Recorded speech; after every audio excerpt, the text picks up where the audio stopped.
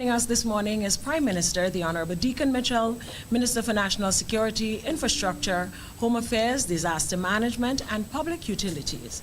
The Attorney General is also joining us this morning, Minister for Legal Affairs, Labor, and Consumer Affairs, Senator the Honorable Claudette Joseph, and of course, Minister for Education, Senator the Honorable David Andrew. He's also joining us this morning. On the agenda today, Prime Minister Dickon Mitchell's chairmanship of CARICOM and recently concluded 47th regular meeting of the Conference of Heads of Government of CARICOM. We'll also discuss the conclusion of the gun amnesty and the firearms legislation, which takes effect today, August 1st. We also have matters arising with regards to the reopening of school on mainland Grenada and in Carriacou and Petit Martinique. And we'll also share with you some important information as it relates to cabinet changes. So we want to jump right in. We want to go now to Prime Minister, the Honorable Dickon Mitchell. He will give you some updates on cabinet changes, and after which we'll take some questions from the media, and then we'll continue with our agenda for this morning. Prime Minister. Thank you, Press Secretary, and pleasant morning to citizens of Grenada, Carriacou, and Petit Martinique. Good morning to my colleagues who are here with me. Good morning to viewers online. First, I want to start by wishing everyone a happy Emancipation Day. The 1st of August is marked and recognized throughout the Anglo-speaking Caribbean as Emancipation Day. It is the day when legally chattel slavery came to an end in the Anglo-speaking West Indies, as it was then known. And it is important for us to mark this occasion. In fact, in many of our sister neighbors, Trinidad and Tobago, St. Vincent and the Grenadines, Barbados, Jamaica, this 1st of August is set aside as a public national holiday. We in Grenada don't do this, and I'm simply putting it out there that it is something as a nation we need to consider. We instead marked the day on the first Monday of each August, but the first Monday of each August has no actual significance, and it gives us a long holiday, but it's a long holiday without meaning.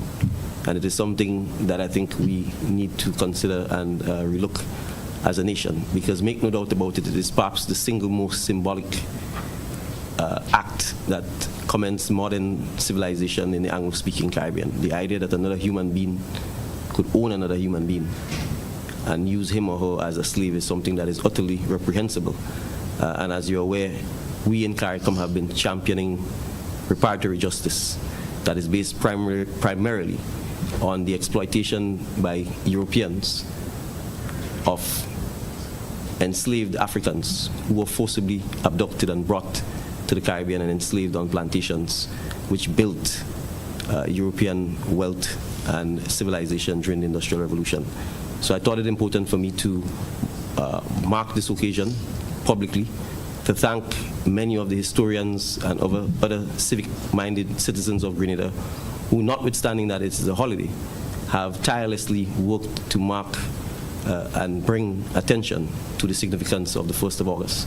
And I know the Minister of Culture who's here and his team are having some events to mark the occasion, and we hope that throughout the day others get the opportunity to partake with them on this event. So Minister, again, thank you for the work that you're doing. The second issue I want to address is to inform the public that yesterday I advised the Governor General, Her Excellency Dame Cecile Agrenard, to recall the appointment of Minister Jonathan Lacrette as the Minister for Youth and Sport, and also to recall his appointment as Senator as a result thereof, since his senatorial appointment was in effect to allow him to carry out his duties as a minister. I have since communicated that decision to Mr. Lacrette yesterday morning and thanked him for his service to the government and people of Grenada as a Minister of Government and as a Senator. He has expressed his appreciation for being given the opportunity to serve in the Cabinet of Ministers.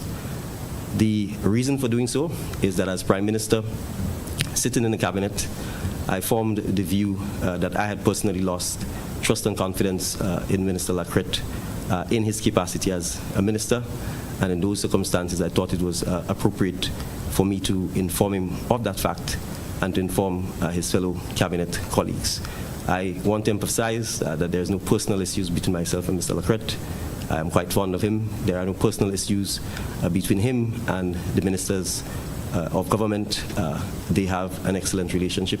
This is purely an issue of my prime ministerial discretion in relation to Minister Lacrette as a minister in cabinet, and in circumstances where as Prime Minister I no longer hold confidence in any particular minister, the only appropriate thing to do would be to allow the minister to be relieved of the burden of ministerial duties, and I have so done. I appreciate that the journalists who are here and other members of the media may have questions as to why I formed that view. I will indicate that I will not get into the nitty-gritty of the details because they are not appropriate given the fact that it's a trust and confidence issue, but I'm happy to entertain any questions that you may have nonetheless in light of that. For completion, I should indicate that Senator the Honorable David Andrew will act as Minister for Youth and Sport in the meantime until I make a further decision as to the substantive post of Minister for Youth and Sports or any further cabinet realignment that may arise thereof. Mr. Lacrette still remains a member of the National Democratic Congress. I look forward to continuing to work with him in that capacity as a member of the National Democratic Congress. He has also acted as the caretaker for St. George Northwest, and unless he says otherwise, I expect that he will continue to do so. So that's it. I'm happy to entertain any questions that any of the journalists may have. Press Secretary. Thank you, Prime Minister. Beverly Telesford, you have a question at this time. You may proceed. Good morning, Beverly Telesford, Broadcasting Network. If trust is regained, do you ever see yourself excusing the minister? It's always possible. Ministerial appointments come and go. It's not an uncommon thing for ministers to be appointed, reappointed, or reassigned. So the answer is yes. Thank you, Beverly. We have two hands, two journalists online. Mikey, I saw your hand first, so you may ask your question. Then we'll take Johnson Richardson from MTV. Go ahead, Mikey. Good morning, Mr. Prime Minister, and to the other panelists.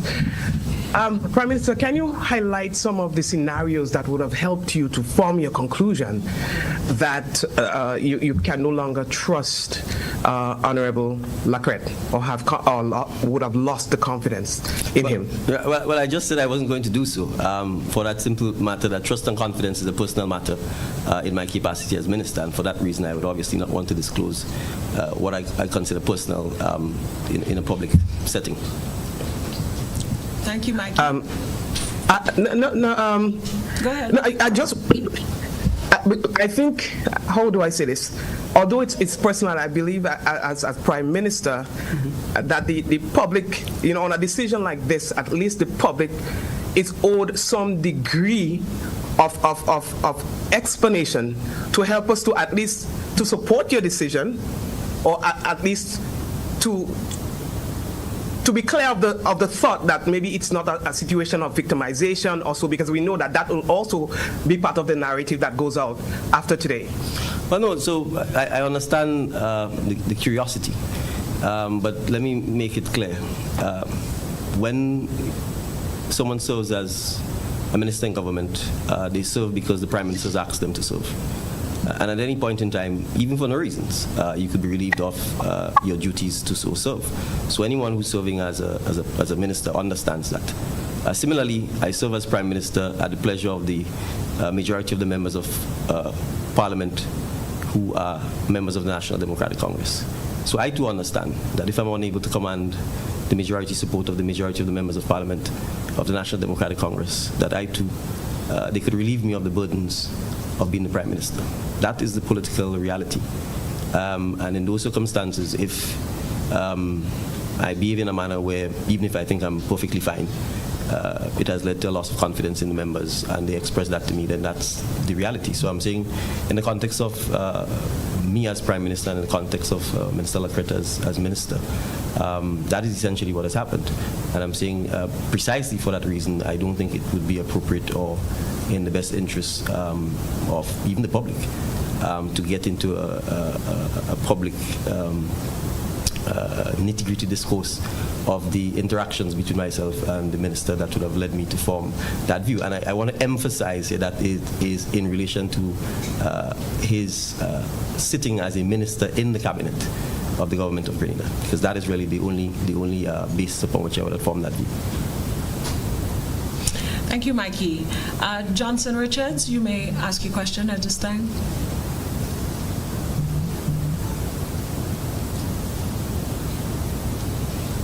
Mr. Minister, although you said that you're not going to go into the reason for your action, the allegation on the ground is that. Well, I just gave you. I just gave you the reasons for my action. I told you I lost trust and confidence in him. I didn't, as in his capacity as minister. So don't say I didn't give you the reason. Okay. Yes, yeah, but yeah. So I'm asking. I'm saying to you that the allegation on the ground that there was a heated argument during the cabinet meeting yesterday. Are there any truth to that? What is out there? Are there any truth to that allegation? No, there's no truth. No, there's no truth to that allegation. Let me repeat. I indicated to you that I informed the Governor General yesterday, and the only person who would have been present when I informed the Governor General is me and the Governor General. And then I would have informed Minister Lacrette of my decision. That was done in the presence of the other cabinet colleagues. And that essentially is all that happened. Minister Lacrette would have thanked me and thanked the colleagues for the opportunity to serve. And that's the extent of the engagement or interaction that happened between myself and Minister Lacrette, or Minister Lacrette and the other cabinet colleagues. Thank you, Johnson. Nisha Peters, you have a question on this matter? Good morning, and good morning to everyone on the head table. Mr. Prime Minister, less than, let's say, 2 months from celebrating your second year in office, all the ministers got high praises, even the Senator Jonathan Lacrette. And today we're here at this juncture. And you're saying you lost confidence in the minister, but yet you're still saying that he remains a member of the NDC and you're willing to work with him on that end. And we're still trying to understand, and you're not giving us a direct reason as to why, because you don't want to go into detail, but how is that even possible? How can you lose confidence in your minister, yet for us to able to work with him as a member of the party? Because I'm a professional. That's why. So let me explain what I mean by that. The job of Prime Minister is not a personal job. It's a public job that requires me to act in the best interest of the cabinet, in the best interest of the government, and in the best interest of the National Democratic Congress. It is not a question of whether I like someone or whether I'm fond of someone. And it's actually not a question of whether yesterday you might have been performing spectacularly. It doesn't mean that today you may not be. And life is dynamic, and it is because life is dynamic, it's because I'm a professional, it's because I have no personal issues with former Minister Lacrette, that I am able to continue working with him as a member of the National Democratic Congress. And I want to, I think, engage in a little bit of education. We have to appreciate that. I appreciate that perhaps from the outside, one may believe that being the Prime Minister or being a member of cabinet is the ultimate trophy or the ultimate prize or office. I actually don't see it that way. The basis upon which the state exists is you have a parliament, you have an executive, and you have a judiciary. And to me, the highest office is that of parliament, that of being a member of parliament. And I just want to explain. Former Minister Ron Hiddle was the Minister of Youth and Sport. He's a member of parliament for St. George Northwest. Northeast, my apologies, sir. Maybe a premonition. For St. George Northeast. He was given an opportunity to relinquish the office of minister. He remains a member of parliament to pursue his educational pursuits. These things are quite normal. I think maybe because our parliament is so small, only 15 members, that there's this remarkable fascination with whether or not you hold a ministerial portfolio or not. But in larger democracies, in larger parliaments, you have hundreds of parliamentarians. In places like even Trinidad, you've got 40, 50, Jamaica, and the cabinet is quite small. And persons run for office knowing full well that they will be what is called backbenchers, knowing full well they never occupy any cabinet portfolio. In fact, many instances they're not interested in occupying any cabinet portfolio. So you have to appreciate being a minister is just that. If you ask me, there are far more less demanding jobs that pay far better in the government service, diplomats, etc., who don't have to contend with 1/10 of the things that ministers or members of parliament have to get contend with and get paid far better. So if we were just interested in office and position and titles, there are lots more attractive positions within the government that one could aspire to than rather just a ministerial portfolio. So I'm saying all of this to say that as the Prime Minister, I have to factor all of those things into consideration and act in the best interests of the cabinet, act in the best interests of the government, and ultimately the people of Grenada. So the fact that I've relieved them of the position of Minister of Youth and Sport does not, in fact, prevent me from continuing to work with him in any other capacity. So that's why I want to re-emphasize the point that this is a professional public issue, not a personal issue, and that's one of the things we have to learn to do in Grenada. Act professionally rather than a personal biases or prejudices. Thank you, Prime Minister, and thank you, Nisha, for your question. We will take 2 more questions on this issue, and we're going to take those questions in the order in which the hands were raised. I see Peter Richards, and then we'll take a question from Princess Paul. Peter? Thank you very much. Good morning, Mr. Prime Minister. Good morning, Peter. Thanks for hosting me for your summit, for the CARICOM summit. But Mr. Prime Minister, it's now 2 years since your government has been in office. You brought your health minister from outside of the elected people. And within 2 years, you had shifted him from health to the Ministry of Sport. Is there something that we're missing? Did you make a mistake? Well, I don't know if you're missing anything, Peter. I am not. So I don't know.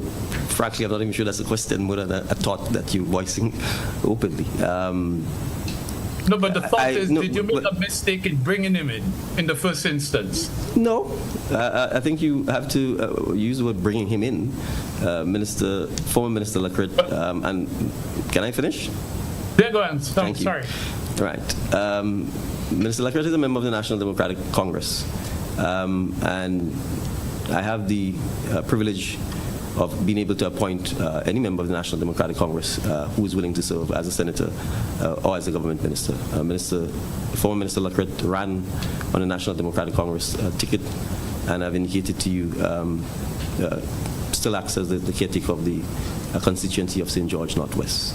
You have to appreciate that governance and politics is dynamic. I think too often we seem to think that how you start is how you're going to finish. That's just not the reality of life. So no, I don't think I've made a mistake.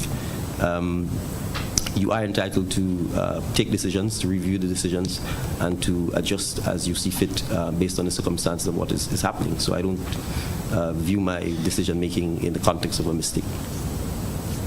Right, thank you, Peter. Thank you, Prime Minister, for your response. Nisha, Princess Paul, you have the final question on this issue, and then we'll move to education with our Minister for Education, Senator the Honorable David Andrew. Thank you very much, Neela. Good morning to the Honorable Prime Minister and the other members of the head table and the listening public. There are reports that Mr. Lacret was escorted out of the complex by security forces. Can you confirm and explain, if so, can you explain the need or the rationale behind that move? Well, I have no knowledge of that, so I can't confirm or deny, and I'd be surprised that can even take place. As I indicated earlier, let me repeat, I would have communicated to Minister Lacrette my decision in the presence of cabinet colleagues in the cabinet room. Minister Lacrette would have obviously then excused himself from the cabinet room. I remained in the cabinet room, so to my colleagues. So I'm not in a position to speak to anything that would have happened outside of that. I subsequently communicated with Minister Lacrette by messages subsequently. He did not raise with me any of those issues. And well, I can't presume, but I would have thought that if something like that happened, that it would have been raised. So I'm not aware of that. Thank you very much. Sure. Thank you as well, Ms. Paul. Thank you, Prime Minister. Sir, can I just squeeze in this question, No, please? sorry, thanks? we need to Mr. move Prime on. Minister? We're going to move on Let her go. to education. Let her happen. Let her ask. Sensitive issue, and a lot of questions had to come in. Just one question. Mr. Prime Minister, But then I have a the question. I'm not even being that point acknowledged, and somebody's giving you. Let's go. So please go ahead with the question. okay, thank you, Mr. President. I'm sure you could have that after. Sorry about that. Were the GG informed before the incident of Mr. Lacrette or after? And also, the Minister Andrew, you said he'd be acting as a Minister for Sport and Youth. Is there a time frame for it? I know he also the Minister for Education. That's a really big ministry as well. So there is no time frame. I will communicate, as I said from the beginning, that he's acting and until such time as I make a further substantive decision as to who will hold the substantive posts of youth and sport, or until such further time as there are any cabinet reconfiguration. I said that earlier, so maybe you perhaps missed it. Second, yes, the Governor General would have been advised before I communicated to Minister Lacrette. All right, thank you. With your indulgence, we have two journalists who wish to ask questions on this issue. Kalistra, you may ask your question, and then I'll take Linda Straker to ask the question. I think we lost Kalistra. Linda, you may ask your one question on this issue, and then we move on.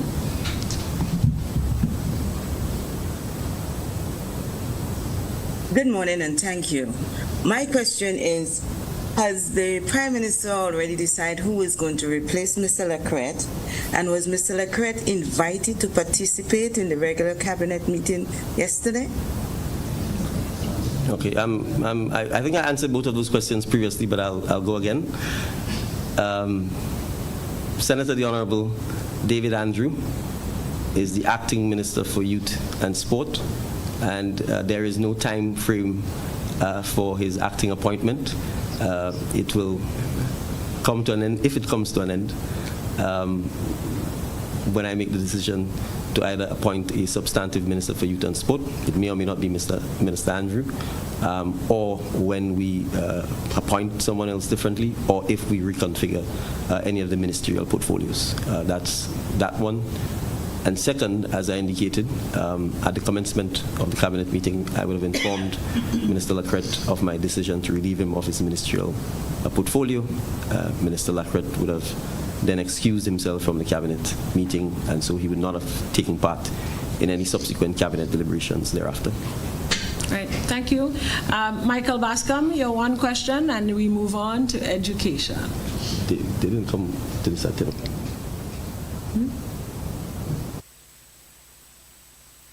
To find out from you in terms of confidence, in terms of concern regarding the Ministry of Sports. All these developments come at a time with, all these, with the Olympics taking place, etc. And then we also have the issue of the national sports policy, which to me has been a bit of limbo because it has been lingering for quite a period of time. And it's very important for the sporting fraternity in particular. How confident are you that we'll probably have this piece of legislation and this piece of action regarding the national sports policy with the issue of the Minister of Sports, having to appoint a new Minister of Sports, I should say, within a short period of time, that we'll have this piece of legislation and this piece of action as soon as? I'm confident, I think we overemphasize the importance of a minister. This is a cabinet of ministers, and we operate by the collective support of the cabinet of ministers. This is one government. So the presence or absence or even the incapacity of a minister doesn't prevent policy decisions from being implemented or being driven. So I'm confident that the government will ensure that there is improved and significant momentum in terms of getting the sports policy actually implemented, resourced, and taking a lot of the grassroots initiatives in sports that we are keen to advance. So in summary, the answer is I'm confident that we'll be able to address those things. I think there are already significant improvements in sporting facilities that you could see taking place, from the basketball courts that are taking place throughout, from the upgrades in the sporting and playing facilities and so on. All of those things are taking place not simply because of the Ministry of Youth and Sport, but because of a combination of the collective drive of the entire government. Some is going through MIT, some are happening by parliamentarians themselves. The lighting of fields, etc., is ongoing. It's taking place. We are working with diaspora groups sometimes to just simply take Grenadian students up on scholarships, etc. Or Grenadian students are in I'll give an example. I mean, the problem with this government, it doesn't blow its trumpet at all. Or Grenadian athletes are in Paris taking part in the games. Did you have any complaints from them about the fact that they haven't been funded? No, that's because the government funded it. We didn't just fund the athletes, even the administrators are up there. Complements government funding and taxpayers' money. So perhaps the disappointing thing, Michael, is the fact that we as a government have not publicly highlighted the fact that we've provided direct financial assistance to incredible athletes. We have not highlighted the fact that we are paying for some of these administrators to go up and enjoy looking at the games while we are here working hard. And that's probably the shortcoming of the things we need to do to highlight all of the stuff that's taking place in the sports. But it doesn't mean that there isn't room for improvement. I'm sure there is. And it doesn't mean that we can't do more, especially in the grassroots area of sports. So I'm confident, however, that we will be able to show improvement in those areas. Thank you.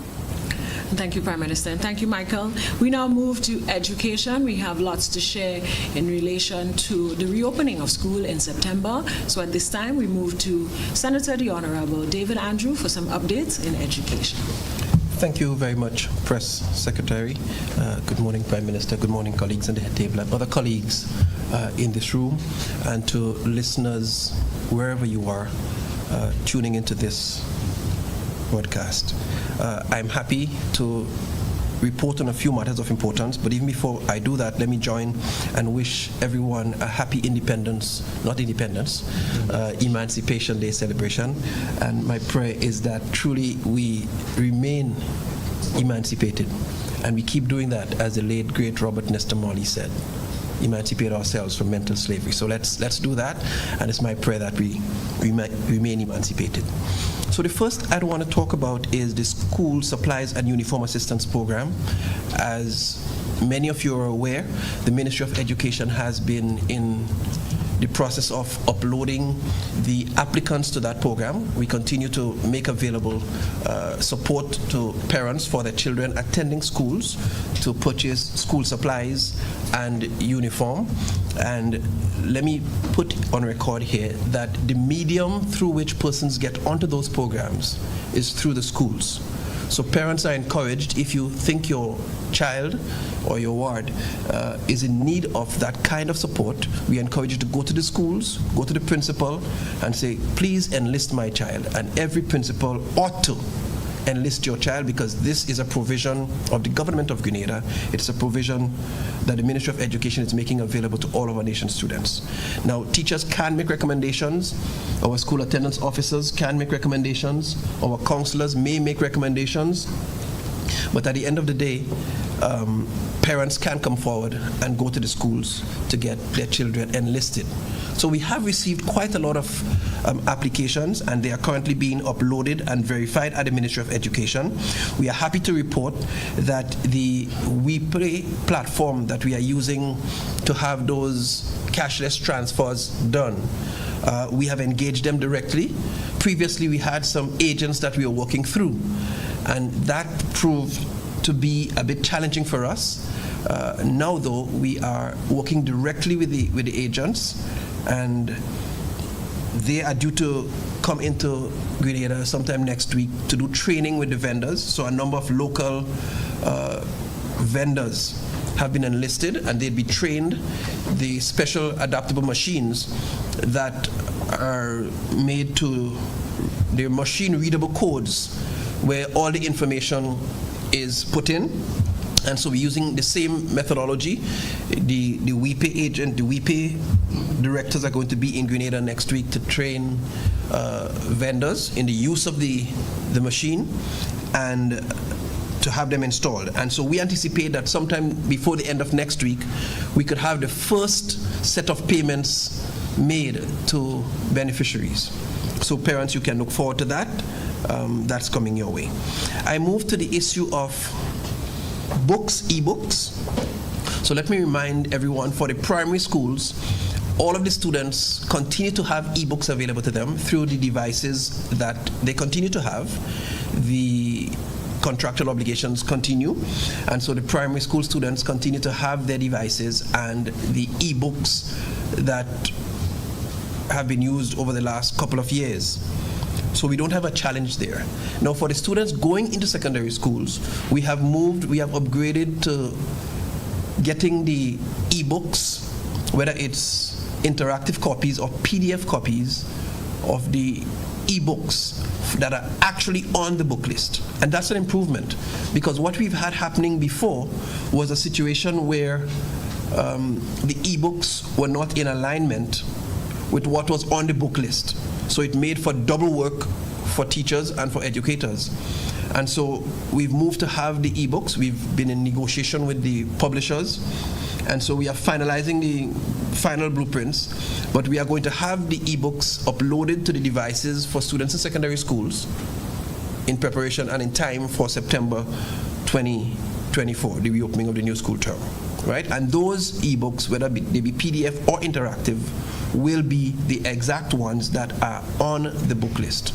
And so that we are very, very happy about. So parents, rest assured and feel satisfied. I want to move to our recently passed legislation to extend the compulsory school age to age 18. And let me take the opportunity to reiterate that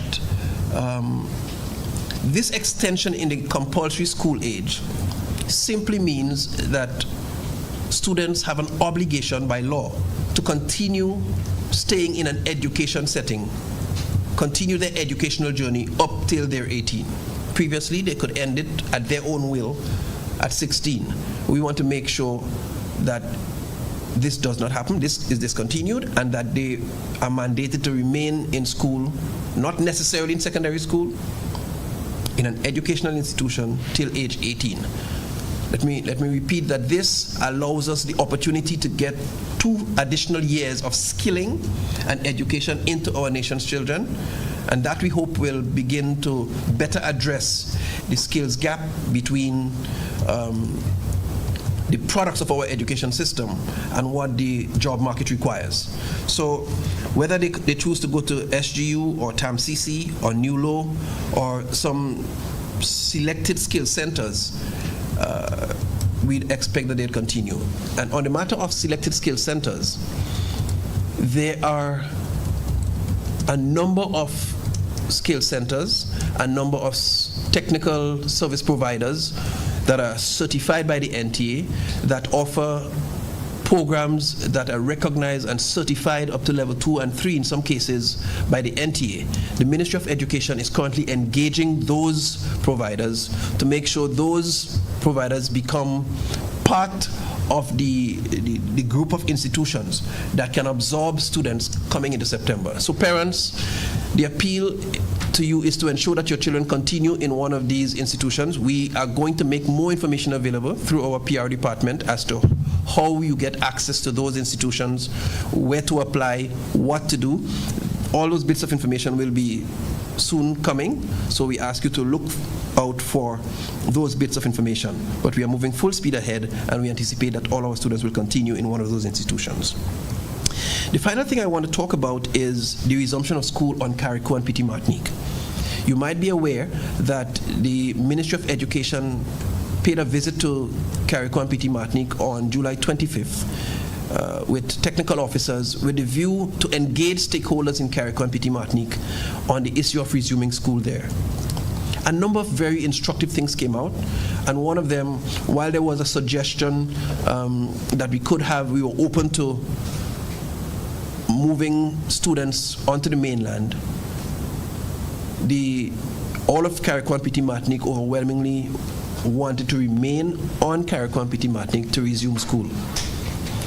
From education officials all the way down to students, we engaged all of those stakeholders, many of them parents and all, and they were all interested in remaining on Carriacou to resume school. They were aware that that would mean some forms of adjustment, and that had implications, but they are prepared to make the adjustments. And so a number of recommendations, Cabinet has approved a number of recommendations for the speedy resumption of school in Carriacou, and I'll probably just list a few of them. So the target is to resume school in September. We're targeting the opening dates. It's probably a bit ambitious, but we prefer to aim for the stars, and in case we miss, we might hit a top cloud. So we are going in that direction, and the stakeholders, they are aware that it might mean we could have a delay or two, a couple of weeks, but we are not aiming for that. We are aiming to resume school. And so there are a number of schools that have had less damage in Carriacou and Petit Martinique that are more easily repairable. So among them, Leicester, Rosary, Havyville Primary, Hillsborough Primary, St. Thomas Aquinas,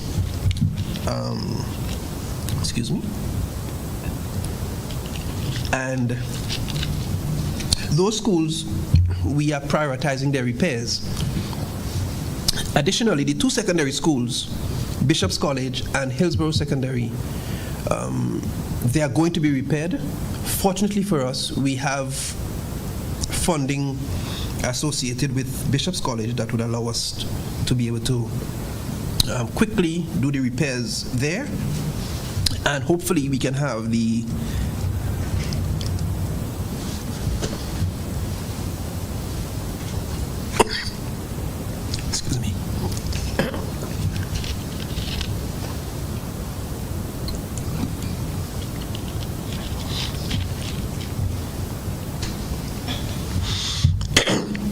I beg your pardon. So my throat. Okay, thank you, Senator, the Honorable David Andrew. As you recover, we want to thank you for your update so far. So far, we've heard about the Uniform Assistance Program.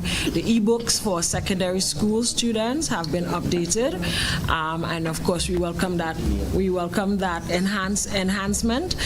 We also, Minister also touched on the extension of the compulsory school age, which will be in full effect come September, and that will allow students to continue their educational journey until they reach age 18. So we're going to pause here, and we're going to get back to Minister for Education. We're going to hear from Senator the Honorable Claudette Joseph, and she's going to speak about the firearms legislation, and we're also going to hear from Prime Minister Dickon Mitchell, who is now the new chairman of CARICOM. We're going to hear from him, and then we're going to come back to the Minister for Education. Senator, go ahead. Sorry, thank you again, Press Secretary, and please excuse the Honorable Minister for Education momentarily. As you are aware, Grenada hosted the 47th regular meeting of the Heads of Conference of CARICOM Sunday to Tuesday of this week. The hosting of the conference was postponed as a result of Hurricane Beryl, as the original date was the same week that Hurricane Beryl affected Grenada, Carriacou, and Petit Martinique. And so in Grenada, we were quite delighted that, notwithstanding the challenges posed by Beryl, that the Caribbean community, which has played a pivotal role in supporting Grenada in the relief and recovery efforts, saw it fitting to still have us host the conference and do so before the end of July. So I want to start by commending the Secretariat and the Secretary General and the Secretariat for the phenomenal work.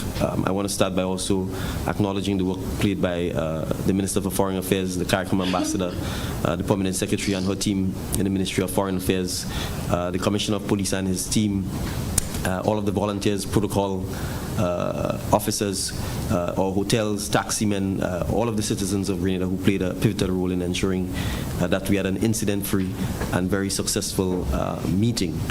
Hosting such events gives us an opportunity to showcase the warmth, the hospitality, and the beauty of Grenada, and that despite the challenges we face, we can still accommodate our visitors and show them what the true Grenadian hospitality is about. And if there is one thing that was accomplished by the hosting of that event is that fact. I think all of the persons I interacted with, the delegates, were in high praises for the Grenadian spirit, the resilience, the hospitality, and the sense of genuine Caribbean camaraderie. I make special mention, for example, of the Foreign Minister of Haiti, who would have had the opportunity to visit Grenada for the first time. And she remarked to me that she felt Grenada was a more condensed, compact version of the best parts of Haiti. And that gave her inspiration to want to go back and continue to fight to improve the lives and livelihoods of her citizens. So I think the hosting of the event, despite the challenges of burial, was a wise decision, and I certainly want to thank all of the citizens of Grenada who made this event a success. I will chair CARICOM until the end of December. It's a 6-month tenure. I will be succeeded by the Honorable Mia Motley, the Prime Minister of Barbados. I will remain a member of the Bureau. The Bureau consists of the ingoing, current, and outgoing chairpersons. So I will remain a member of the Bureau for the next 12 months. I've already been serving as a member of the Bureau for the last 6 months as the incoming chair, and would have had the opportunity to work with Prime Minister Skerrit, President Ali, as part of that Bureau. During the last 6 months, we've spent a considerable amount of time and effort working on supporting our brothers and sisters in the Republic of Haiti, to assist them with bringing some measure of calm to the political crisis that the most populated island in the Caribbean has faced in the last 2 years. I'm happy to report that small, marginal, incremental, successful steps are happening. The Haitian people now have a presidential transitional council in place. That council's job is to assist the country with the security situation and to put measures in place to facilitate the hosting of elections by the end of 2025, and hopefully with the government being installed by the first quarter of 2026. It will require enormous support from CARICOM, enormous support from the international community, but the Council is committed to ensuring that this happens. CARICOM has appointed an eminent persons group led by Dr. Kenny Anthony, the former Prime Minister of St. Lucia. It also consists of 2 former Prime Ministers, one from the Bahamas and one from Jamaica. They have been doing significant work behind the scenes in supporting and encouraging the various factions, the various interest groups, the various sectors in Haiti in talking to each other to ensure that we could get to this point. The Eminent Persons Group have been invited to visit Haiti the week of the 10th to the 16th of August to have a first-hand view of the circumstances existing in Haiti. Yesterday morning, I had the privilege of getting first-hand a 45-minute brief from the installed current Prime Minister of Haiti, who gave a comprehensive assessment of the situation. The security situation is still very, very delicate, and the gangs still control 80 to 85% of Port-au-Prince. Port-au-Prince is the capital city of Haiti. Haiti faces a significant humanitarian crisis. That is the risk of famine for hundreds of thousands of people. There are at least 600,000 to 800,000 displaced persons as a result of what has happened. Displaced means they are like our brothers and sisters in Carriacou and Petit Martinique who are living in schools as shelters because they have no homes or places to live. The Prime Minister is very keen to try and get school open in Haiti. And for that to happen, it means the displaced persons must be put back to a place of safety. He has indicated that the main challenge is Port-au-Prince, but there are opportunities for people to actually move out of Port-au-Prince to other parts of Haiti, which is a lot calmer, a lot safer. But it requires significant humanitarian support, significant humanitarian aid. And for that to happen, the security situation has to be improved because there's a risk that the aid could be looted, there's a risk that roads could be blocked and attacked, etc. And so that even if aid goes in, the aid may not get to the appropriate persons who need them. So CARICOM is committed to ensuring that the Eminent Persons Group continue to work with the Transitional Council in supporting them in the capacity building on the electoral side and on the political side and on the security side. We are going to work with Haiti. The Prime Minister has indicated that he intends to have a donor conference in New York in September as part of UNGA. I have committed to him that I will seek the support of CARICOM for us to join that initiative, to also ask our international partners to support this. The Prime Minister is acutely aware that there is something called Haiti fatigue, because persons have taken the view that Haiti is always in the news and that it's beyond redemption. We do not share that view. To the contrary, we are quite optimistic that with sustained engagement, as CARICOM has been doing, and that with sustained support, the people of Haiti could and will improve their lives. We also welcome the fact that Haiti will have a nominee on the CARICOM Commission for Reparations. If there is one single state within the Commonwealth region that can directly trace a significant portion of its current challenges to slavery, the attempt to overthrow slavery, the attempt to end racism, colonialism, and neo-colonialism, multiple occupations, multiple interventions, multiple failures of the international community, from spreading contagious diseases, from the corruption and looting of the Haitian people, it is Haiti. And so if there's one country, one CARICOM member that CARICOM needs to support on this issue of reparatory justice, it is Haiti. So I've given my commitment as CARICOM chair and as a member of CARICOM to the Haitian Prime Minister and to the Transitional Council that we will continue to work closely with Haiti in supporting this issue. As chairman of CARICOM, I will be coordinating with our colleagues to see how we can assist on the humanitarian front as well. President Ali of Guyana has already put up his hand to indicate that Guyana will be prepared to send in-kind food, supplies, whatever is required to assist our brothers and sisters in Haiti.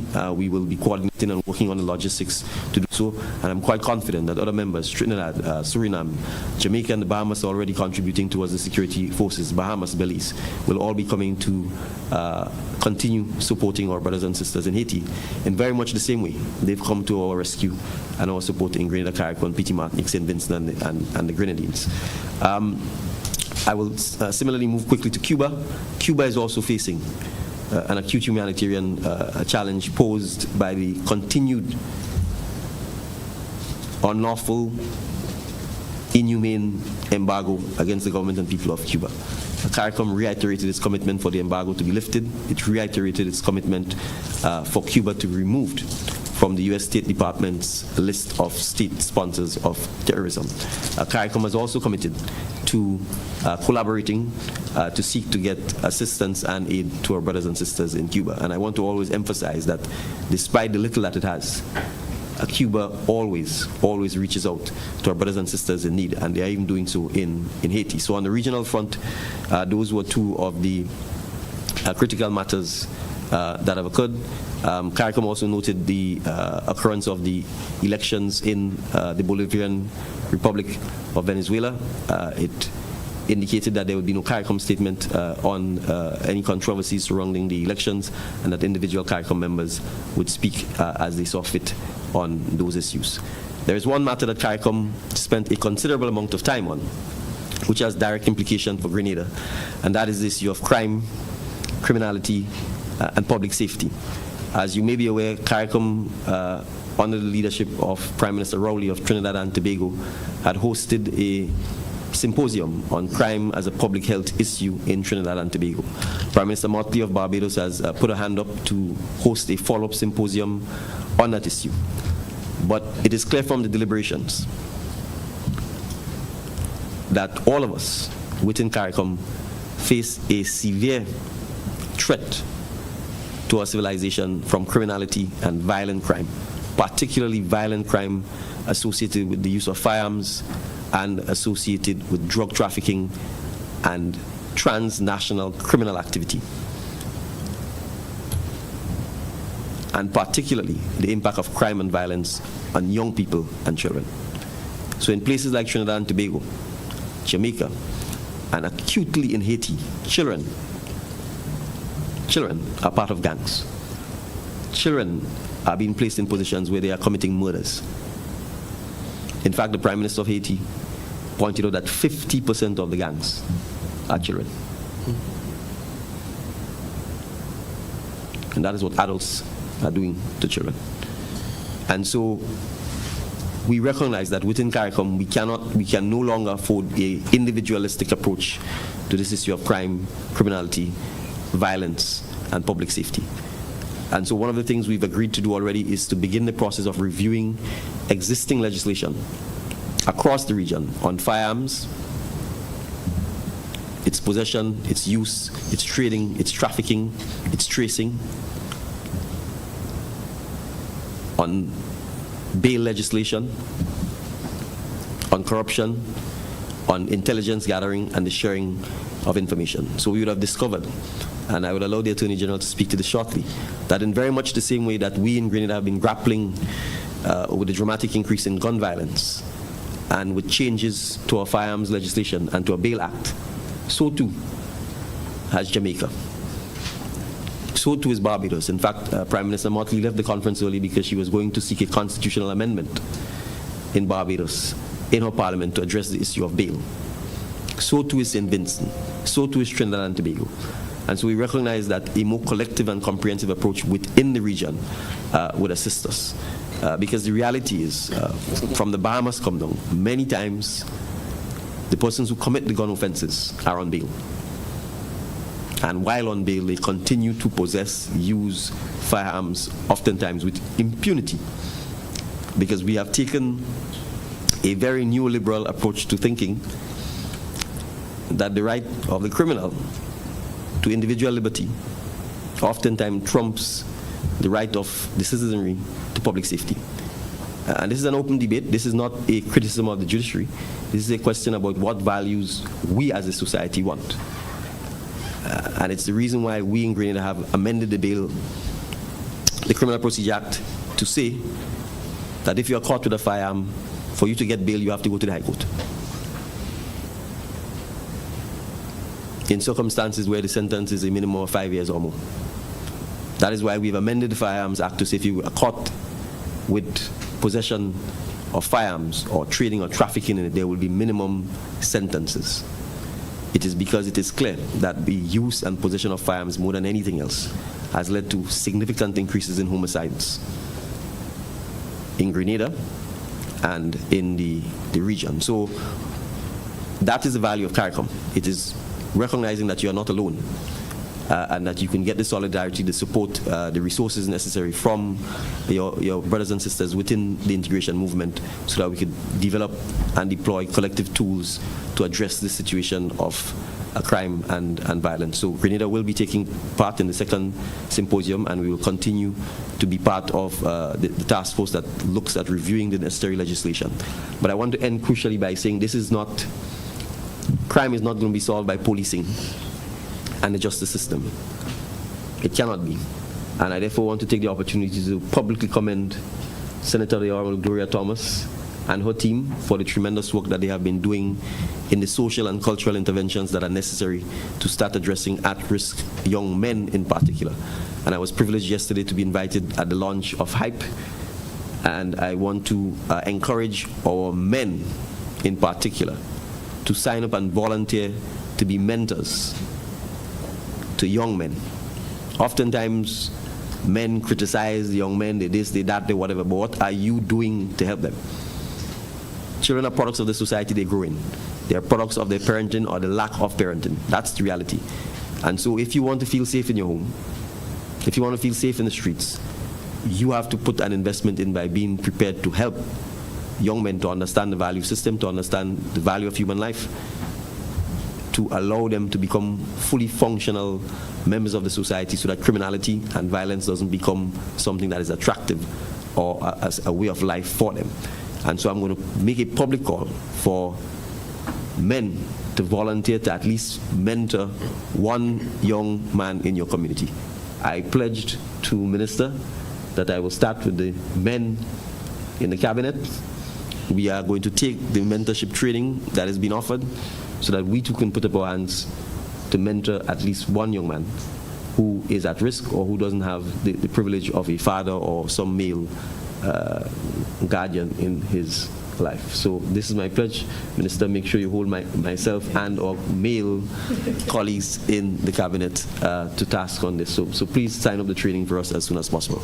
I want to conclude on that note and hand over to the Honorable Attorney General to give an update on the number of firearms collected so far during the year, as well as the number of firearms that was collected during the amnesty, firearms and ammunition, and also to give an update on the coming into force of the Firearms Amendment Number 2 Act. Thank you. Go ahead. Yes, you may proceed, Attorney General. Thank you, Madam Press Secretary and colleagues on the head table. Good morning, everyone. Special good morning to members of the media who have joined us and to those who are online, and also to all of the viewers and listeners. Let me join my colleagues in wishing all of Grenada, Carriacou, and Petite Martinique a happy Emancipation Day. Over 170 years ago, our forefathers who were former slaves won their freedom after many years of struggle and resistance. And so we must cherish the freedoms that we enjoy today. As Prime Minister indicated, in taking note of the situation where we noticed a marked increase in gun-related violence, as government we decided to be proactive and take a number of steps, one of which includes the amendment to the Firearms Act. Now, this is an old act that goes back to the 1950s and had very few amendments over the years. So a review and upgrade was objectively due, but of course brought into sharp focus because of the increase in gun violence. So the purpose for which we amended the Firearms Act to allow the minister to declare an amnesty under certain conditions and to adjust upward the penalties under the Act was in order for us to reduce the number of illegally possessed weapons in our country. And the first amendment to the Act, number 3 of 2024, permits the minister to declare an amnesty. And this was done. The amnesty came into force on the 1st of May and continued for 90 days. It expired on the 30th of July. At the end of the amnesty period, and let me just say, I think most people know already, but the amnesty basically gives persons immunity from prosecution, persons who possess illegal weapons, immunity from prosecution if they surrendered those weapons under the conditions of the amnesty.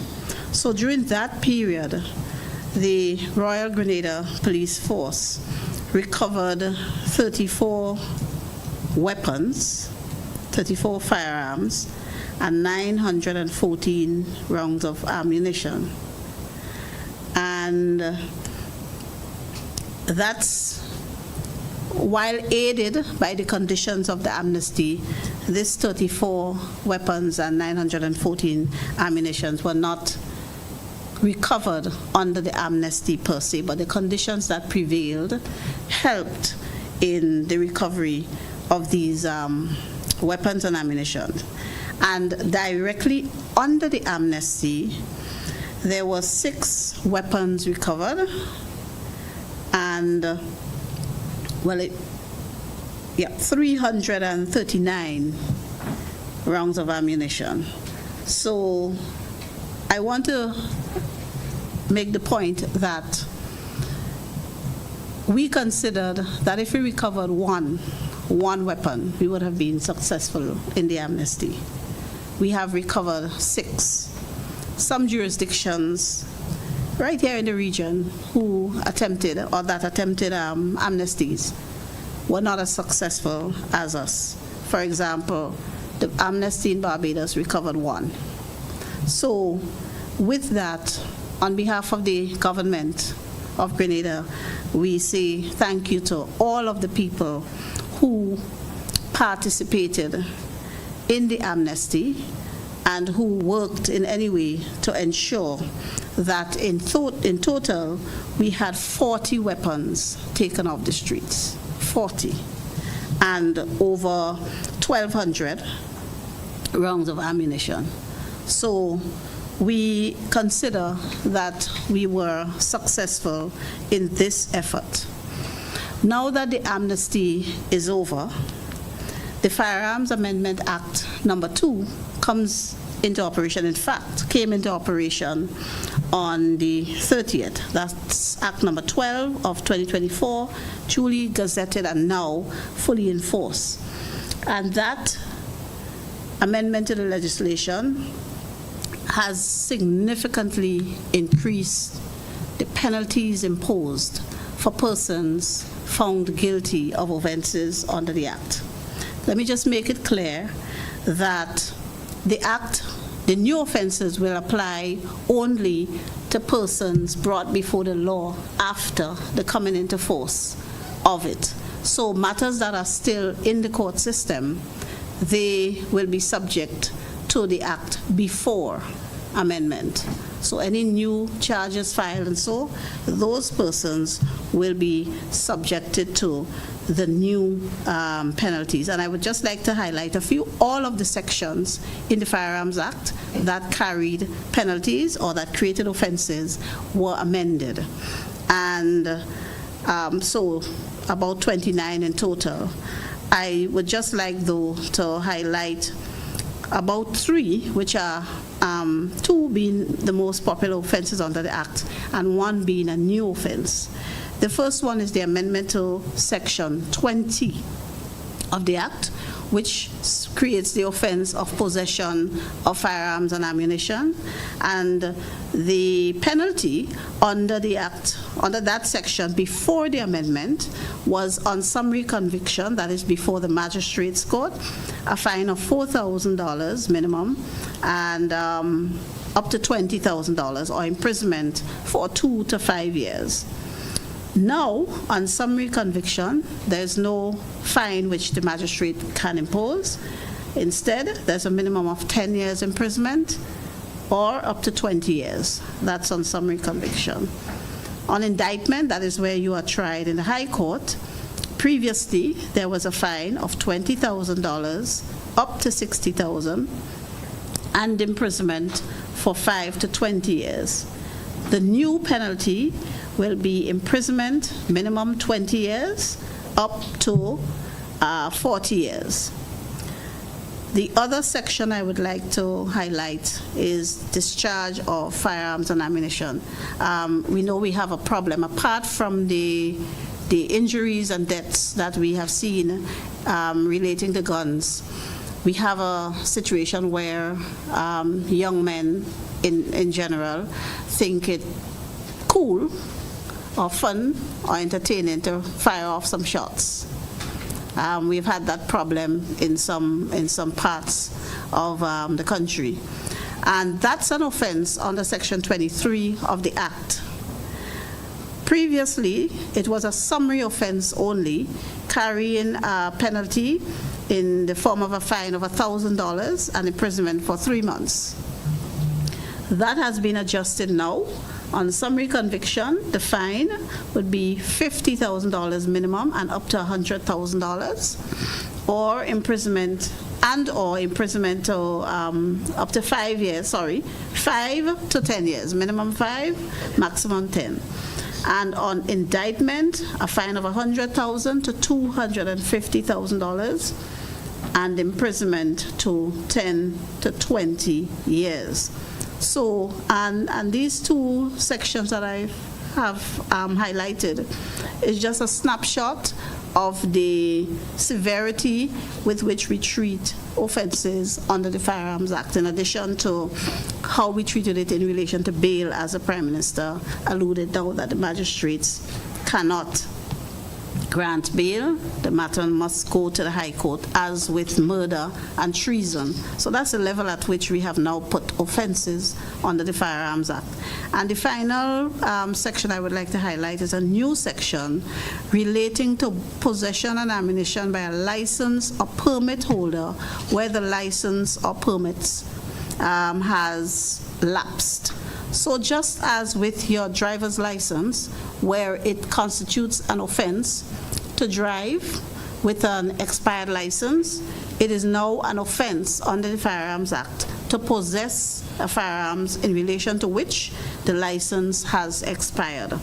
And it is a summary offense carrying a fine of $3,000 and imprisonment for up to 6 months. And I would say generally that that is about the most lenient punishment in the amended Firearms Act. So I urge all our citizens, particularly our young men, to take note of these changes and find some way to get rid of your illegal firearm if you have one. Because if you get caught, it's going to be very difficult for you to avoid a very long prison sentence and or a hefty fine.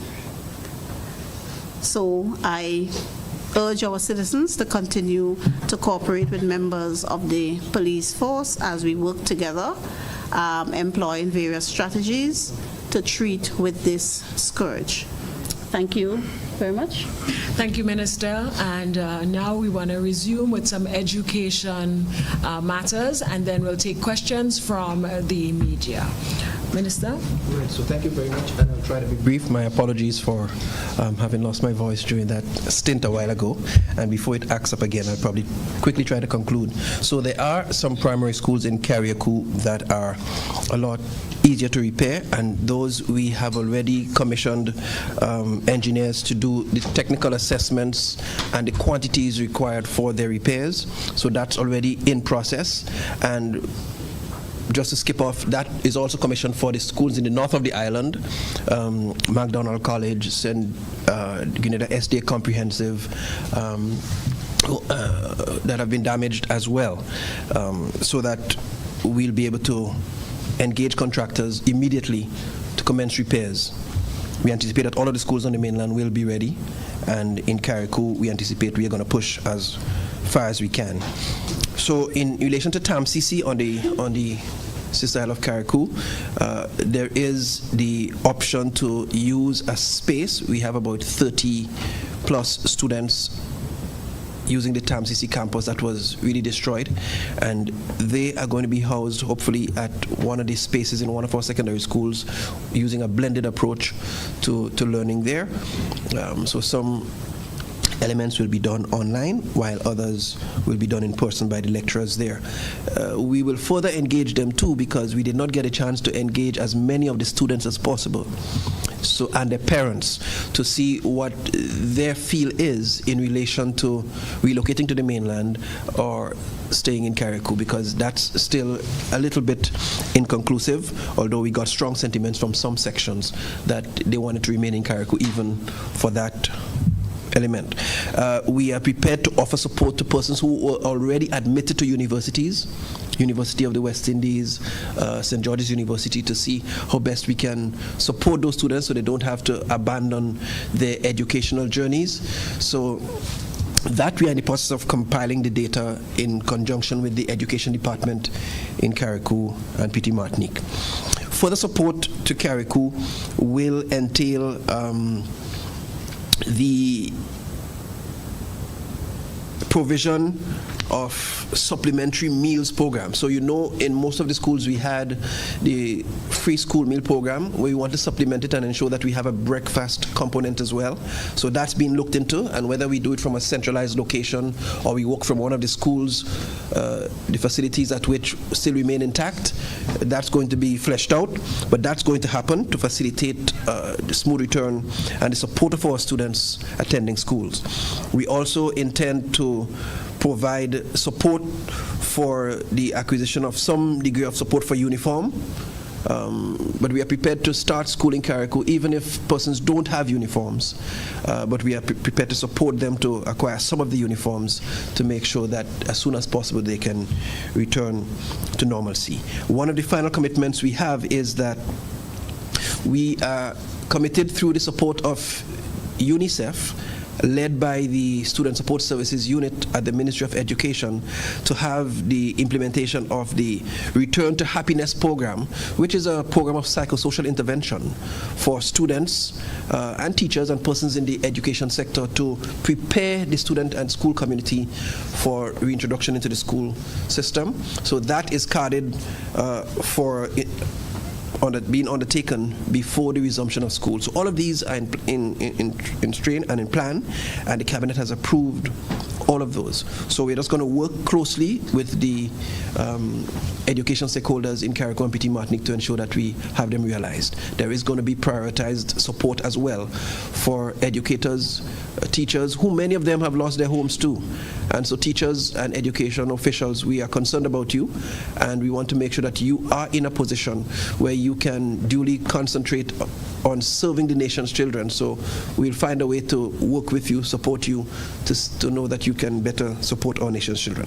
So we have Carriacou and PT Martinique covered, and here on the mainland, we anticipate that most of the schools got minimal damage, with the exception of a couple of schools to the north, the MacDonald College, the Grenada SD Comprehensive. We have already received the technical assessment for MacDonald College in terms of the repairs and the quantities, and we are moving speedily to do the necessaries to engage contractors to have them begin work soonest. So I'm very optimistic that with the hard continued work of the team that you're looking at, supported by a visionary Prime Minister and a committed team, that we are going to get education back up and running in time, September, both in Grenada, on the mainland, and in Carriacou and PT Martinique. Thank you very much. Thank you, Minister, for those updates. And now we take some final questions from our media practitioners. I see one hand online already, and we'll take her first, and then we'll move to some of the media practitioners in the room. Kalistra, your hand is up. You may proceed with your question.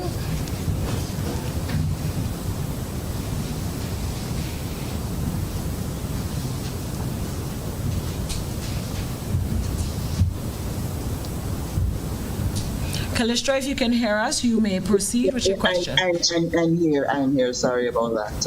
Activate the screen again. Good morning. Prime Minister, on DIAT, the airline DIAT 2020 is days away from its official launch.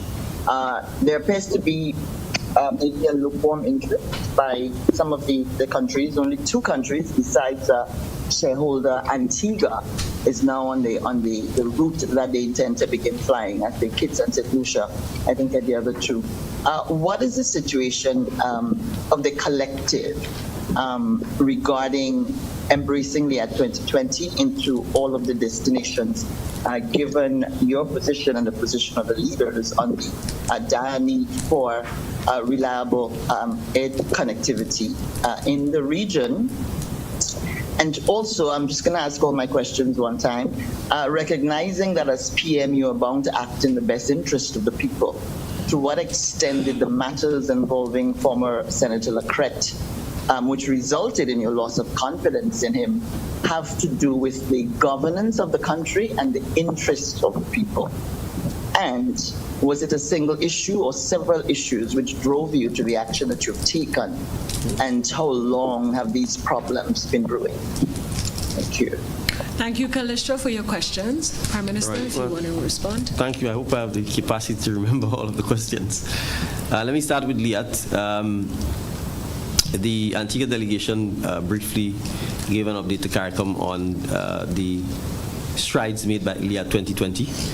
In fact, the airline came to Grenada during the CARICOM summit and carried the delegations from, if I'm not mistaken, Antigua, Dominica, and St. Lucia, and St. Kitts. So from my perspective, this is a very positive development. Grenada has not, at this point in time, formed a view one way or the other on it. But certainly if the airline is up and running, if it's functioning and able to provide service to Grenada, I'd be happy to have it here. As to whether we specifically invest or not, that would require us to obviously be provided with information that would allow us to form that view. We've not been provided with that information. I can certainly say to you that certainly within the OECS, I've had several rounds of engagements with my colleagues trying to get us to consider several propositions that will allow us to support initiatives to significantly improve air connectivity within the region. In fact, maritime and air connectivity is one of the issues that again came up repeatedly within the CARICOM summit. I could say from my position, we are happy to support private operators.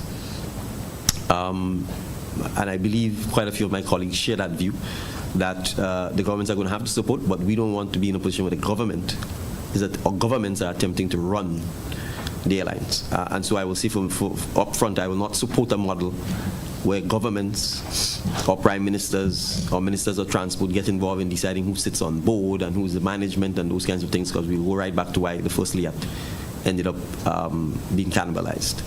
I'm happy to support a situation where the governments are asked to either provide debt financing or equity financing to a privately run entity with some consideration for routes that may be unprofitable but are necessary.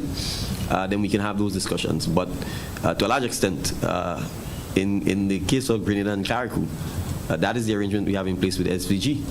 They're only flying, we only have connectivity because the government is subsidizing it and providing support, because we recognize if we don't, no private operator on its own will actually do the routes between Grenada and Carriacou because of the scale and the challenge with the size of the airport in Carriacou and Petit Martinique. So I see it as a positive, welcome development. Obviously, some time will tell as to its initial success. And once we provided, with the information that would allow us to, well, first of all, we have to be invited. And I should be very clear, there's been no formal invitation and no actual data provided on this. So if that happens, I will certainly ask our technical experts at the Air Transport Licensing Board to review it, or Airlift Committee to review it, and then to give us their input, and I would then certainly ask Cabinet to have its say on it. So I view it as a welcome one. I suspect I was not going to remember the next two questions. Can someone help me? Callistra, you want to repeat? I remember the second part, the first part of your question, please. Callistra? Series of events. So I was asking, recognizing that you're bound to act in the interest of the people as the Prime Minister, to what extent the matters which resulted in, you say, loss of confidence in Mr. Lecret is the reason why you have taken the action that you have. To what extent did the loss of confidence in the former minister have to do with governance of the country and the interests of the people? Was he acting to the detriment of the interests of the people? And the other part is whether or not there was just one issue or several issues that led to this, and how long has this been brewing? What's the straw that broke the camel's back, really? And I know you said you didn't want to go into specifics, but help me out here, please. Yes, well, I'm helping you out. Well, it was not an incident, or so clearly confidence comes from a relationship, and we've had a 2-year relationship as minister and Prime Minister. So it would have been a culmination of the 2-year period and my own assessment over that period. And as it relates to the best interests of the people and the best interests of the government, yes, as part of the consideration, that would have been factored into my decision. Great. Thank you, Callistra. Thank you, Prime Minister, for your responses. At this time, we have 3 journalists online who wishes to pose questions at this time. We're going to take those, and if the journalists in the room have any questions, we'll wrap up this morning. Linda Straker, you have another question? Yes. And good morning and thank you. I have a few more questions. My first question is to the Minister for Education. He made mention of the use of WePay. It's about 2 to 3 weeks ago, the GAFIN had issued a notice that WePay license had been revoked in Grenada. Can he tell us whether or not WePay has been relicensed to operate in Grenada? And what would the training involve to the agents that he referred to? My other question to him is, with regard to Carriacou and Pitimatnik and schooling, has the government made a decision to repurpose any existing loan or grant to fix up the schools? And if that is the case, what funds or loan has been affected to be repurposed? And has he sought no objection from the donors or the grantors for such? All right, thank you, Linda. We'll take those two. So the first question is concerning WePay, and the second, right? Right. So thank you very much, Linda. As it relates to WePay, we engaged GAFIN and we engaged WePay as well. What we did discover is that WePay just provides a platform for cashless transactions. So they do not need to be certified by GAFIN. We learned that. And so there was no need for them to be recertified. That's what we were told by the officials from GAFIN. They are, however, though, certified by the Eastern Caribbean Securities Exchange, from which they operate. And so we felt comfortable being guided by GAFIN that they were still in a very good position to continue offering the services because they didn't do direct cash transactions, and so the GAFIN regulations didn't need to have them certified, so they just did not have to renew that document, and it was published as they were decertified or something of that sort. So that answers the first question. The second question has to do with whether or not there was any repurposing of any loans. So in the case of Bishop's College, which was built within the last couple of years with a CDB loan, there are still funds within that project to facilitate the repairs. And so we did have engagement with CDB, and they are prepared to have funds disbursed under that project for the repairs to Bishop's College and to do direct selections, and we've gone through discussions with them, so they are prepared to make emergency representation to forego the normal procurement channels to have direct selection because of the urgency of this particular situation. The same is true for McDonald College. The BNTF fund, there was a BNTF fund that was reassigned for the provision of, I think, devices and upgrade of the IT infrastructure in schools, and I think that has been reassigned in the first instance to assist with the repairs of McDonald College. So we've discussed with CDB as well, and that has been agreed to. So the BNTF fund has been reassigned there, first to deal with the repairs there, and then to start with McDonald College, which was one of the schools listed for IT infrastructure repairs there, to start the repairs there, and then we'll go as far out as we can to support other schools. So that's the extent to which there has been repurposing of funds as far as we can tell you from the Ministry of Education. Thank you. Thank you, Minister. So three more questions, and we will wrap up for this morning. Princess Paul, you're still on. We'll take your question at this time. Thank you. This question is for the Prime Minister. You mentioned considerations are being given towards Emancipation Day, are you referring to making August 1st an national holiday, and is it something that's on the immediate agenda, as in we can see that happening next year? Well, if I could have ruled by decree, it would have been a holiday already, but I can't. So it requires us to have consultations on discussions. My sense is, as a young man growing up, this holiday was moved to the Monday to facilitate Rainbow City.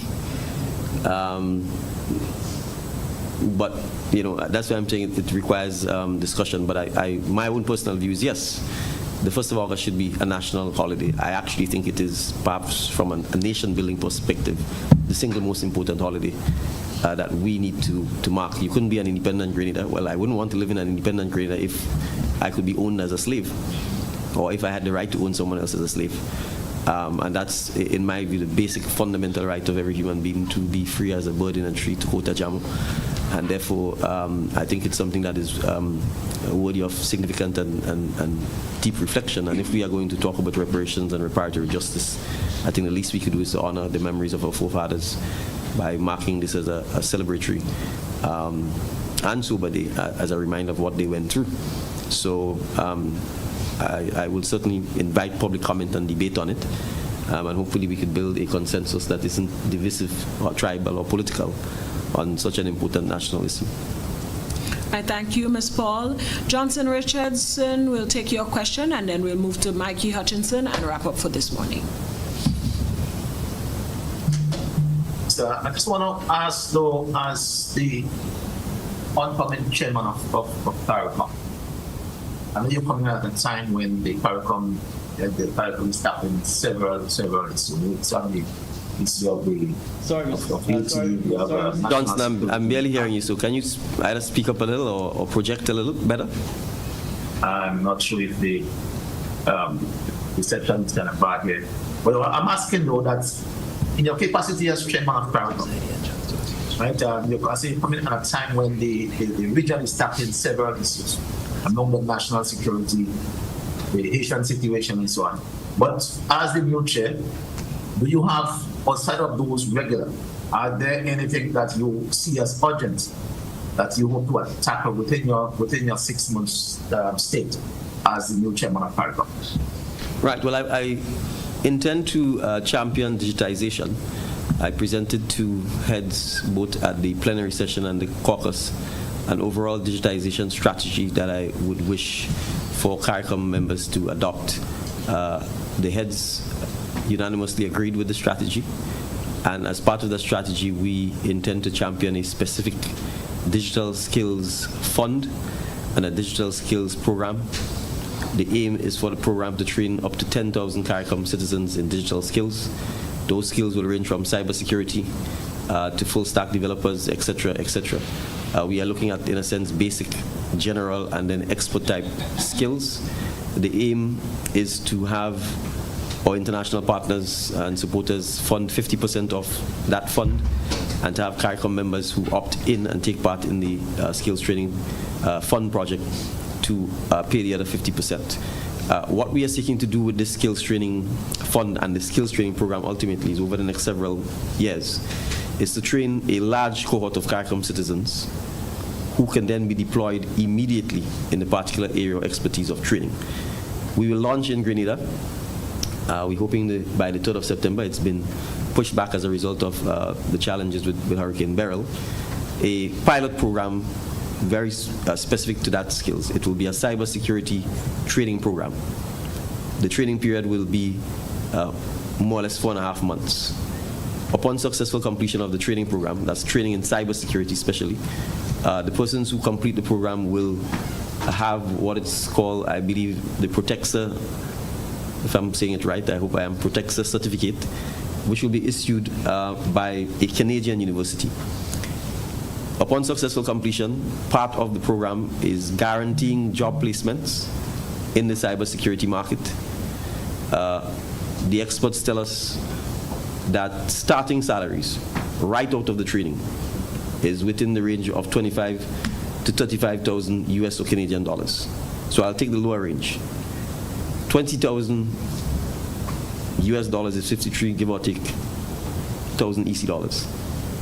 That's, Minister Andrews is very good at math, so that's probably $4,500 EC per month. That's the lowest.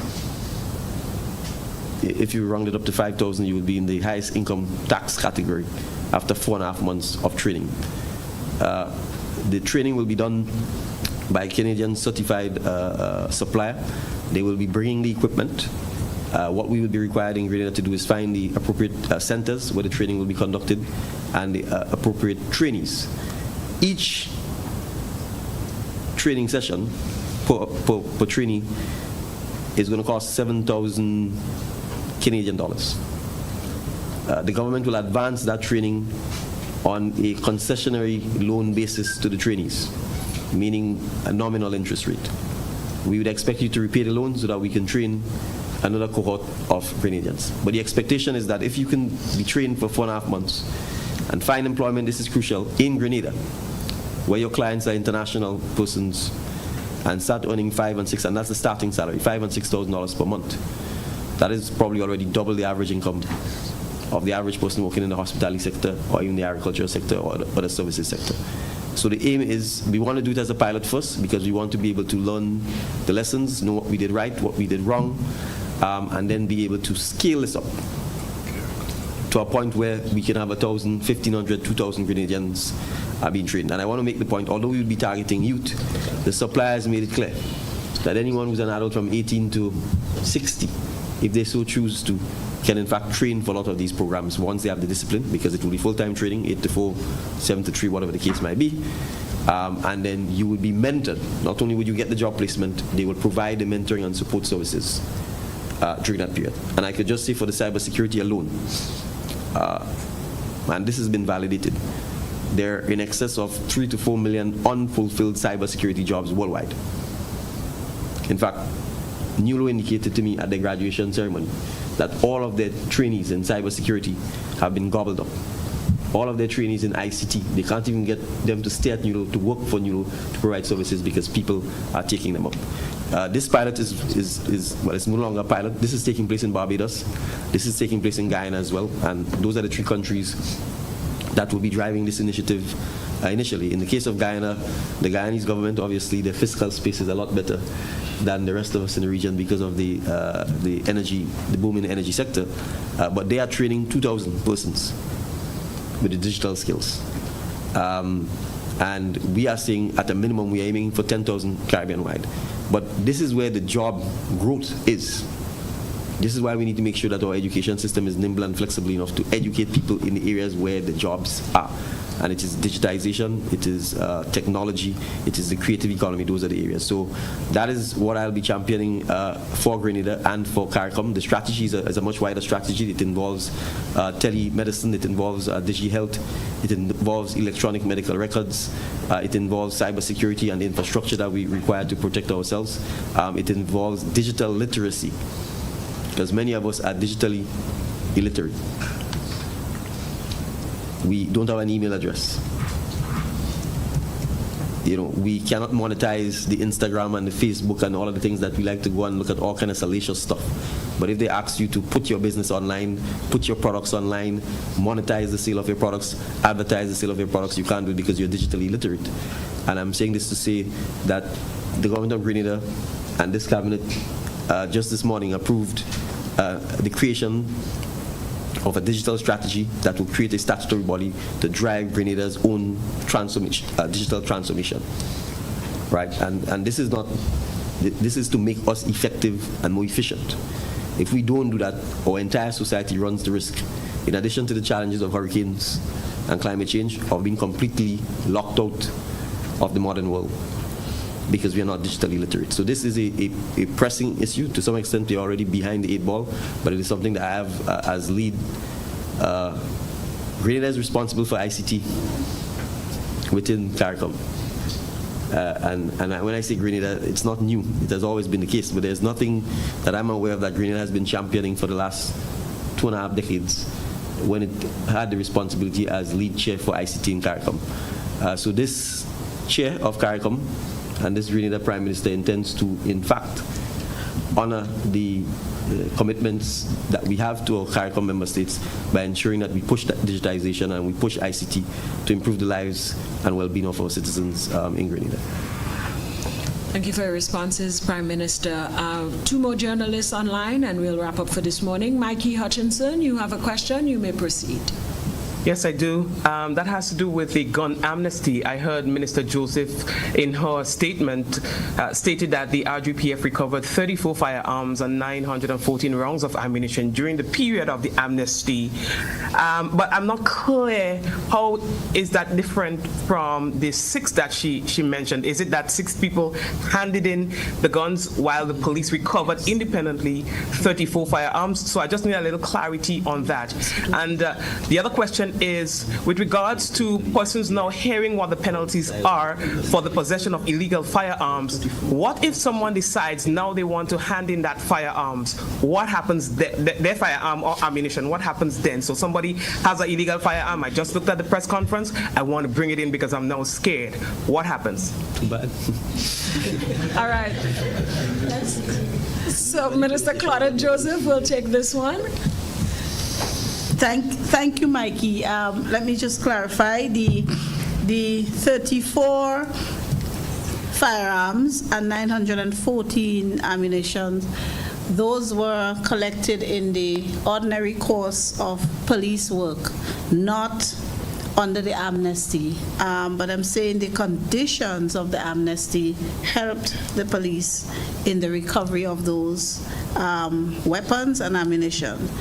And the 6 weapons and 339 rounds of ammunition, those were surrendered by persons under the amnesty. Quite frankly, you ask a good question because the amnesty has expired, and so persons in possession of illegal firearms would be liable to be charged under the Act. But of course, as in all things, if someone is charged, there are mitigating circumstances that will help their cause. I guess that's the best I could do. I don't know if Prime Minister has something more you could add. I want to use the opportunity to actually very much still encourage persons with firearms to turn the firearms in. Between turning a firearm in and getting to the point where you sentence, there's a long distance, and there is something called prosecutorial discretion that the Director of Public Prosecution has. And so I would say, if you have a firearm, if you now come out from under the rock and recognize that we are serious and that there are serious consequences to being in possession of an unlawful firearm and you wish to turn it in, I would still recommend that you go and you turn the firearm in.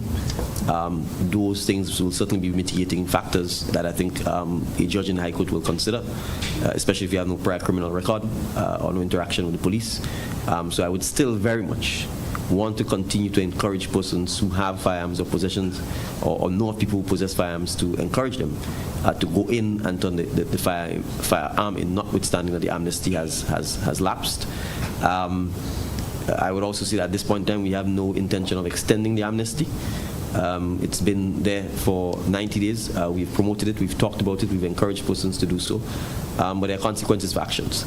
If you choose to retain unlawful possession of firearm, then there really should be no, in my view, reason to give excuses to you or somehow prevent you from facing the consequences of what is an inevitable consequence in light of the fact that the legislation has been changed.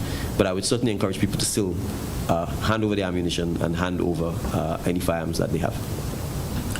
Thank you, Prime Minister. Thank you, Mikey. We'll take our final question from our online journalist, from Dennis Chabrol from the Demerara Waves in Guyana.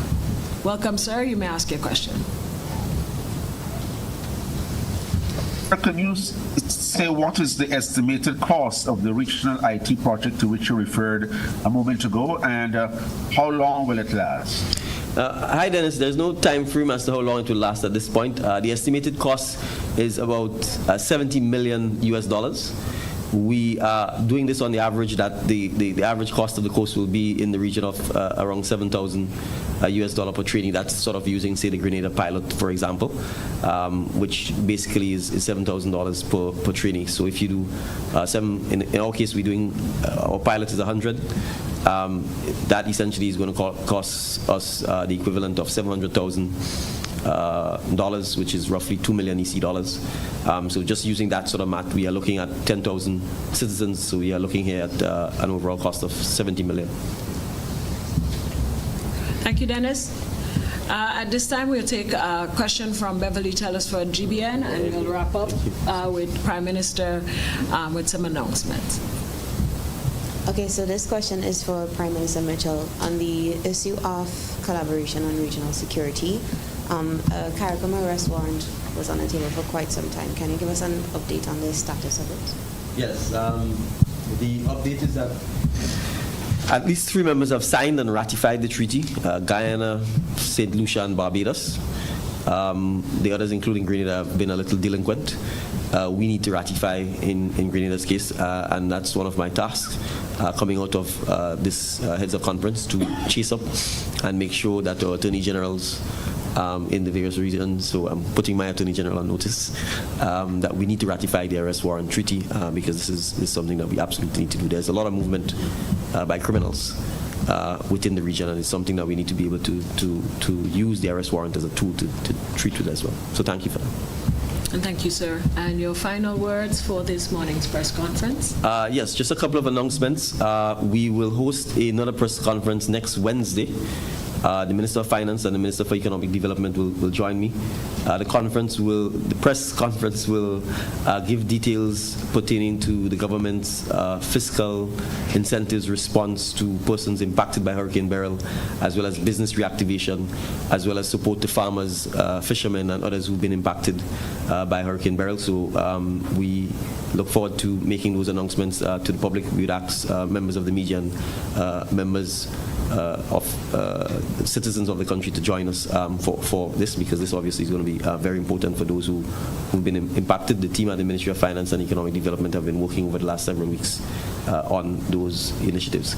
And then finally, I just want to point out that the 50th Anniversary Independence Committee will be launching the $50 banknote tomorrow. This is something that we look forward to. We expect the notes will go into circulation soon thereafter. The notes are legal tender. I know there's some folks up in the north of Ireland that don't know what that term means. So legal tender means it's money. You can spend it just like any other note. I believe, subject to correction, that the intention of the central bank is ultimately over time to withdraw the existing $50 note currently in circulation and have only our $50 note in circulation as legal tender money in Grenada. So I want to congratulate the Independence Committee for the hard work, as well as the Governor of the Central Bank for collaborating and working with us on this. There are also, I guess you can call them jackets, which have been designed and made that you can purchase as a keepsake, which has the note, but also has a write-up on the Father of Independence, on Morris Bishop, on the various landmarks of the note, which we think is a fantastic keepsake. We had the honor of presenting this to our colleague heads of governments at the opening ceremony, which our school children presented to them. So we want each Grenadian as much as possible to have a keepsake of the 50th anniversary independence note. And then finally, as you're aware, we launched the CARICOM roundabout, what formerly was the True Blue roundabout, on Sunday at the opening of the heads of conference. I'm told by everyone that it is a significant improvement to the amenities at the roundabout in the Great South, and I'm sure the MP for South St. George is quite happy with it. We will urge our motorists now that this is the CARICOM roundabout, that we use this as an opportunity to perhaps be a little more prudent with our speed and our attentiveness in making sure that we do not damage or destroy the roundabout. So on that note, I want to thank everyone for coming out. I know we are about to enter into the carnival season in earnest. I want to wish everyone a happy long weekend holiday. I will call it Emancipation Weekend holiday. Let us try to be easy on the alcohol. Let us try to be safe on our roads. And particularly for parents, let us ensure that if we are going out, that our children are safe, that we have adult supervision for them. And let us particularly pay attention to things like matches and other things that are inflammable that could lead to fires and other risk to our children. Again, sometimes getting public transportation is best if you're drinking a lot. Having a designated driver is best if you are going to drink. There are a lot of vehicles on our roads. We need to remind to be safe. You don't want to enjoy the carnival to the point that you're not here to enjoy it next year. So, save a little something for the years to come by being safe and prudent to make sure that we're all safe. So thank you very much. Thank you, Prime Minister, for your summary. And just before I close, I just want to take this opportunity to express my deepest sympathies to the media fraternity on the passing of media practitioner Mr. Lou Smith, former freelance journalist and radio and TV personality in Grenada. We all remember him for his great voice, and on behalf of the Ministry of Information, we recognize his contributions to journalism in Grenada. So thank you for that, for your service, everyone, for coming out this morning. We also want to wish our Olympic athletes well. They're in Paris, JAB in Paris, and they will bring home some medals. Thank you, everyone, again for joining us. Stay hydrated and have a safe and enjoyable carnival.